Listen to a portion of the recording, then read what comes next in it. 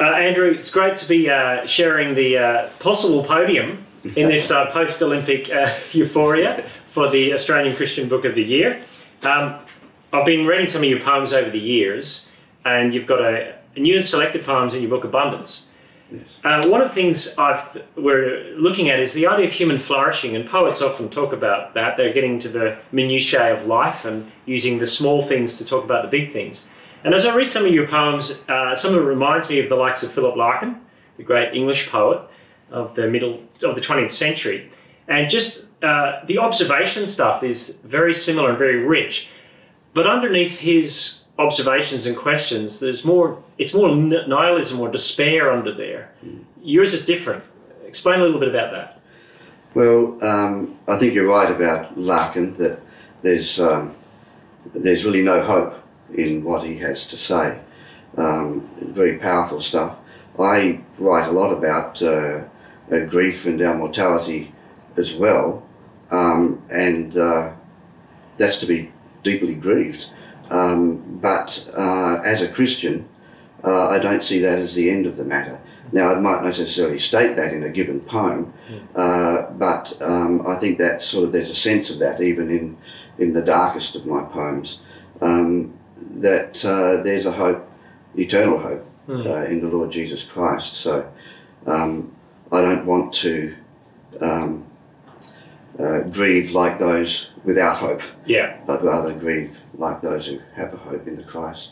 Yeah, and so you weave in poems that you think, well, they're not Christian, but then there's others that obviously are, and it feels like the idea of human flourishing flows from one into the other. That's quite seamless in how the sacred and the secular combine, or the sacred and the profane, as you might put it.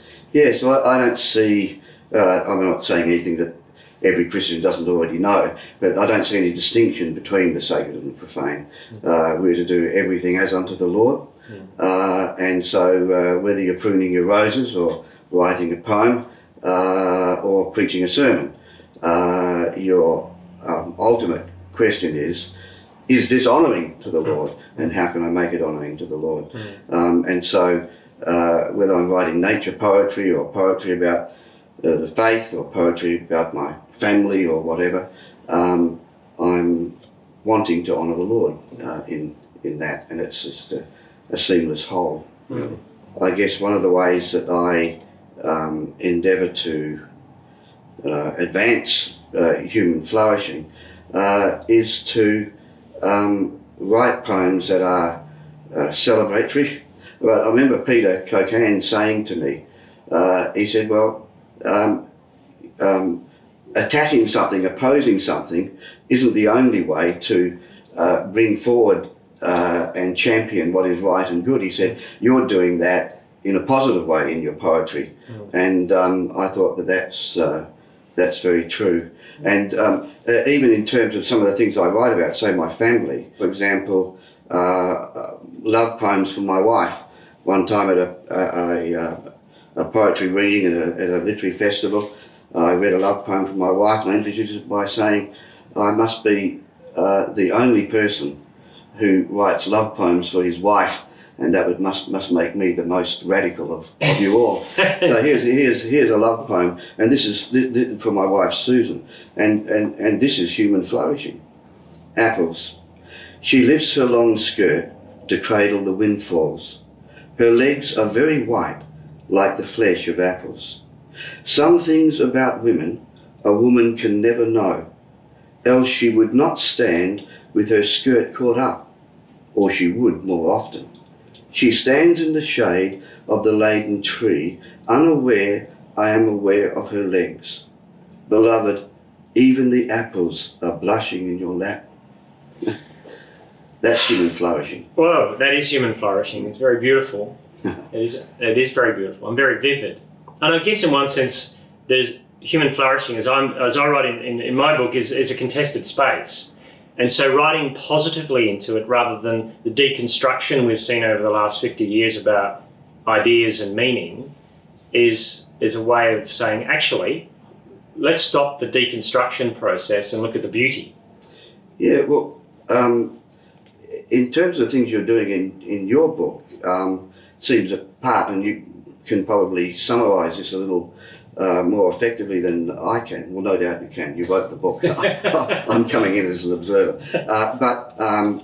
You are endeavouring to help Christians see why it is that we have become the bad guys in society, and why it is that we find ourselves in a situation where just about every position that we hold to is considered to be not only out of fashion and maybe even silly, but actually destructive to human flourishing. And yet, in your argument, which I thoroughly agree with, the gospel and the truths about humanity and God as revealed in the scriptures are foundational to human flourishing. Yeah, well, this is the thing I was saying, that human flourishing is a contested issue because the idea of being human is contested. Once you remove the idea that God created, everything can flow away from that. Once that's gone, everything drops out of the bottom of that. The idea of human flourishing has shriveled or withered to the idea of my personal satisfaction. And the source of satisfaction may vary: drugs, sex, money, power, whatever. But that doesn't matter. It's just my personal satisfaction is all that human flourishing is about. And that suddenly makes you realize that there's going to be a war. Because if your idea of human flourishing and my idea of human flourishing are polar opposites, if there's no common ground, then we're going to tear each other apart. Hello, 21st century in the West. And look, I wrote these words about the gospel, that we've got to regain our confidence in the gospel as the byproduct of the truth of the gospel is human flourishing, or even the end goal of it from God's perspective is our human flourishing together under God. And I've written this in the context of the radical sort of transgender issues that we're facing that are a gospel in themselves. Here is good news for people who are struggling, that they can find something deep within themselves that's authentic that they didn't know they had, like the opposite sex. And I've written, clearly we have a better gospel, one that does not have to hide behind the euphemism of complications, as in transgender complications through surgery, etc. It is a gospel which can transform us far more deeply, securely, and satisfactorily than any surface work. A gospel of forgiveness and love and acceptance that does not reside in how we feel about our identities. And the issue of identity is so central to flourishing at the moment, you can't take those words apart in one sense. And so it's almost like there's a gospel of human flourishing with God, and there's a gospel of human flourishing without God, and they are on totally different trajectories. And I think there's a polemical way of pushing back against it, and perhaps being the bad guys kind of has a polemical aspect of it. But abundance, which is, the name of your book, that's the flip side of that, isn't it? There's something rich about human flourishing that's not polemical in that statement. Yes, that's right. And I'm not against polemical statements. I think there's a tremendous need for plain speaking sermons and essays and non-fiction books and so on. And indeed, I greatly admire some of the poetry of Peter Kocan and Hal Kolbach, which is polemical poetry often. So I'm not in any way opposed to that. But in my poetry, I'm generally not taking that approach. I have one here, you talk about the different view of mankind, the Christian as opposed to the not only the non-Christian, but what's happening now, this third wave. And what Christians understand about human beings is in fact the only thing that makes sense of human beings, and that is that a good and great creator made us in his likeness. We bear his image. That's the first thing. If you don't understand that, you cannot explain why we do what we're doing now and porpoises, dolphins, elephants and parrots don't. There's no precedent to the spiritual qualities of human beings in the rest of nature.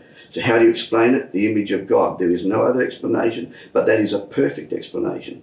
And then the other foundational thing is that that image has been ruined, not eradicated, but ruined because of our sin. And that explains why we do the things wrong, why we ourselves fall short of our own objectives. And this poem, Reaction to a Retard, is sort of picking up on this need to acknowledge the image of God in us, and it's the only basis for dignity and therefore flourishing. It goes like this: Reaction to a Retard. It's on page 79. Disgusting, really, the way it disfigures the face, a lack of intelligence. The retard on the ferry has nothing going for him except his mother, who gives him a regard I struggle to comprehend. I hear a quick voice cry, better to kill him before birth. I look at him and shudder at my own depravity. How easy it is to deny a person worth, to limit the human, which is the image of God, to the beautiful and clever, and to forget there is in every person a spark, a spirit that abides forever. There is a worse disorder than the damaged brain that disfigures the blameless face. It is the derangement of the cogent mind that deforms the heart by a denial of grace. It's so true, though, that we see in ourselves, we get pulled into the cultural idea of flourishing, and we say, better for that person not to be. Because it becomes almost like a... And what struck me is that I think our culture is confused about human flourishing and who should be allowed to flourish, because at the same time we're saying, you know, well, interesting now to see ads with young people with Down syndrome in them, celebrating them, at the same time that we've got a medical system that says we can avoid that. Yeah, we can kill them. Yeah, and so I'm wondering, the culture is far more confused about human flourishing than it lets on. And for me, and as I've been writing, I've been saying, I think one day the cultural tsunami will wash the bodies up on our shore, and people are going to come to the church and say, what does human flourishing look like for you as the people of God? And if we don't have something radically alternative to offer, they're going to go away sad, saying, well, you're just the same as everyone else. If it's just about consumerism, or if it's just about the self, or it's just about the pretty people or the smart people, then the church hasn't got anything to offer. No, it's just the same, isn't it? That's right. And so when we champion the gospel and Christian values, we're not championing something which is for Christians alone. It's for the welfare of all people, whether they understand that or not. And so it's great to be a Christian, and it's great to know that God will bring things out well in the end for us. But in the meantime, we've got to try and work out, as your book is endeavouring to do, how we deal with the culture now and the way that it's going, and it has gone and is going further. Now, how do we understand this? How do we deal with it? And so I think your book is quite crucial in giving us those sorts of answers. Thanks so much, Andrew. It's good to chat. Likewise, mate. Thank you. God bless.